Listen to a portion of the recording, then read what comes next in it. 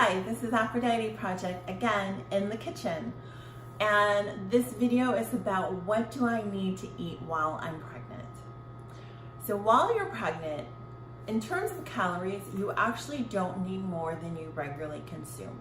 And for many of us, we don't need more at all because we regularly consume more than we need to, and it gets stored as fat in our bodies.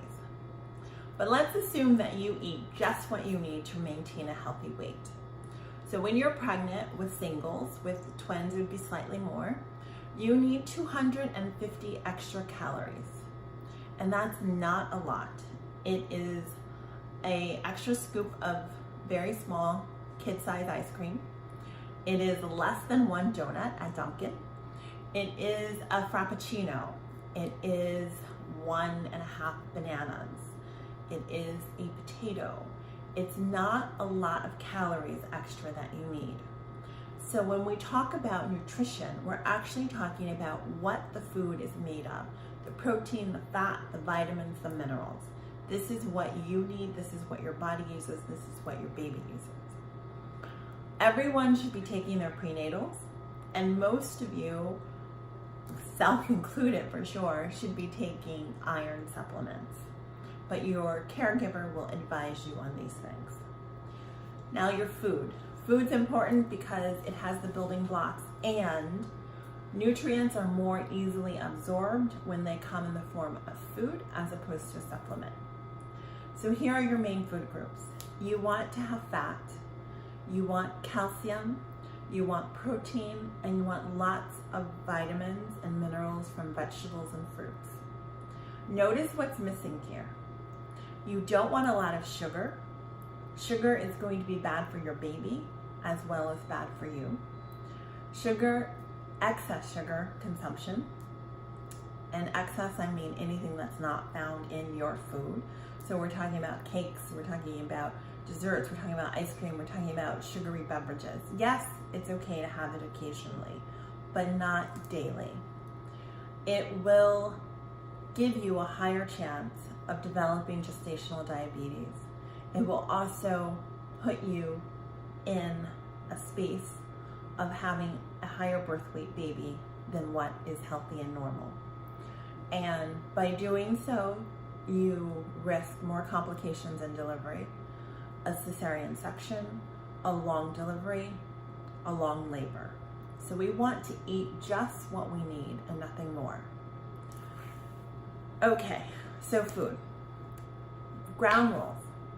Try to eat as close to the source as possible. So the least processed the food, the better. We want foods that our grandmothers knew to be food, that our great-grandmothers knew to be food.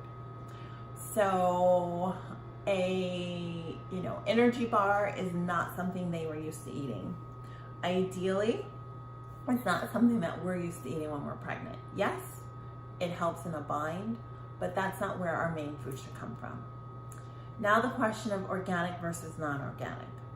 We know that when we eat inorganic food, there is pesticide residue on the food, and that enters our body. We also know that it has the ability to affect our health and therefore our baby's health. As much as you can, choose as much as within your financial means and availability. Choose organic food. In the resources section, you will find a list of what must be organic. That's the dirty dozen. Foods that are either heavily treated with pesticides or retain the pesticides within them. And you will find foods that it's really not very important that they be organic. Go for those foods when choosing. On the subject of meats, try to get as clean as you can. So the ideal would be for beef, grass-fed, locally raised beef. If you cannot have grass-fed, locally raised beef, then try for grass-fed, non-local. Try for organic. Try for high quality. Conventional meat would be your last choice. But if necessary, still do it. Do not stress yourself out financially spending more money on food than what your budget allows. But make sure you're being generous as it relates to your resources, providing yourself with the best food you can. The same with chicken. try and go for organic, free-range chicken. Dairy products. We know hormone residue is present in inorganic dairy products. So when choosing, if possible, choose organic dairy products. And if not possible, make it, if you primarily drink milk and you can buy the organic milk, buy the organic milk, and don't buy the organic cheese or organic half and half. So try and figure out where do I get the most bang for my buck, and you go there.